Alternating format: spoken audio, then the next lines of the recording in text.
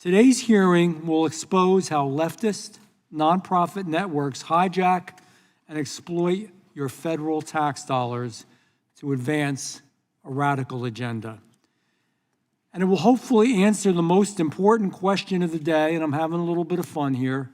Who the hell is George Soros? We're going to find out. Your tax dollars, your money, money that you earned and you worked hard for, have been funneling into left-wing nonprofits pushing extremist causes. It's not speculation. It's not just an idea. It's a pattern, and it's the truth. Under Democratic leadership, federal agencies awarded hundreds of millions of dollars in grants to supposedly neutral nonprofit organizations. But those nonprofits just so happen to be run by their political allies. And they used your money to fund policies you never voted for, and probably, in most cases, the majority of Americans strongly oppose. Is this how our democracy is supposed to work?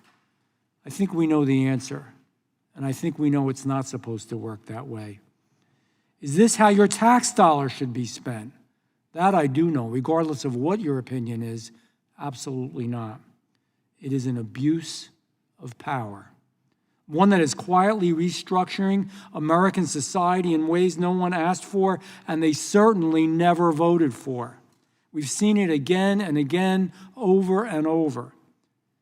The last administration dispersed $3 billion to a migrant housing group whose employees were accused of sexually abusing children. Nearly $1 million went to a group linked to riots in Los Angeles. Over $1.8 million meant for women's safety overseas was instead it was used to promote gender ideology through LGBTQ plus grants.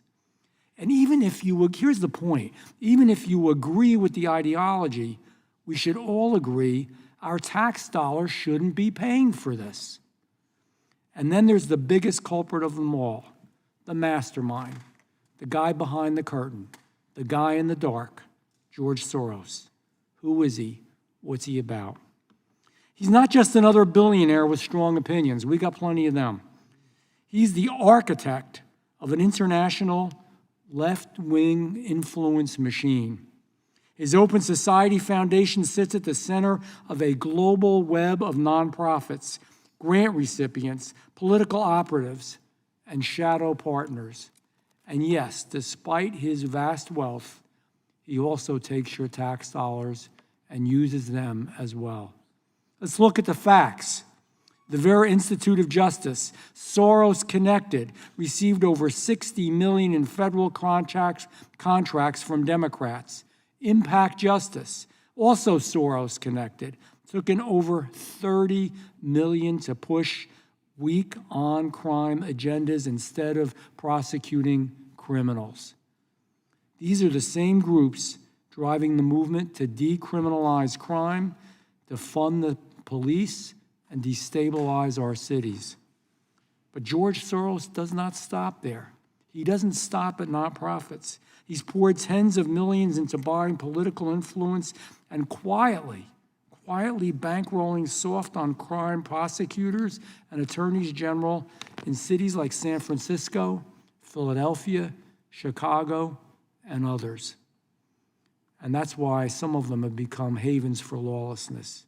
He's buying up radio stations, thousands of them, and media outlets across the country to control the political message and drown out any conservative voice in red states or wherever. That's not philanthropy. That's propaganda. And it's funded with your tax dollars. Beyond the efforts of George Soros, Democrats also funneled over $1 billion in DEI-related grants through the Department of Education. They sent taxpayer funds to anti-Israel groups and climate radicals determined to dismantle American energy independence. USAID used your money to fund, I love this one, I really don't, I'm being sarcastic. Everybody's ready, right? Because I really want to know what the deal is with this. A transgender comic book in Peru because we don't have needs in our country, right? We've got money to fund a transgender comic book in Peru and $13 million for Sesame Street in Iraq. Come on, is that American policy? Is that what your paycheck should fund? I don't think so. Regardless of your ideology, I don't think so. Why do we need a government that, this is why, no, I won't even ask the question. I'll say we need a government that is transparent, accountable, and focused on American interests, America first. We've already saved, this administration has already saved $190 billion in taxpayer money by rooting out this waste. That's what accountability looks like. That's what real leadership delivers. Today's hearing isn't just about spreadsheets, and it's not just about budget line items. It's about who controls the country, unelected billionaires or the people who live, vote, and work here. It's about restoring accountability and ending ideological freeloading on the taxpayer's dime. It's about drawing a line in the sand and saying no more. It's about the American people are tired of being lied to. It is about the American people being tired of their money funding somebody else's political agenda. It's about the American people being tired of being ignored. Today, we're going to follow the money. We'll name the names, we lay bare how the system was rigged, and we'll make it clear your tax dollars should serve only one purpose, the interests of the American people, not the Soros agenda, not the nonprofit cartel. You know, it's a neat gig if you can get it. You make a nonprofit, you create a nonprofit, you spend a little bit of money, but then because you got the nonprofit, all kinds of money pours in from the taxpayer. That's not how the system was supposed to work. This country does belong to the American people, and it's time Washington started acting like it.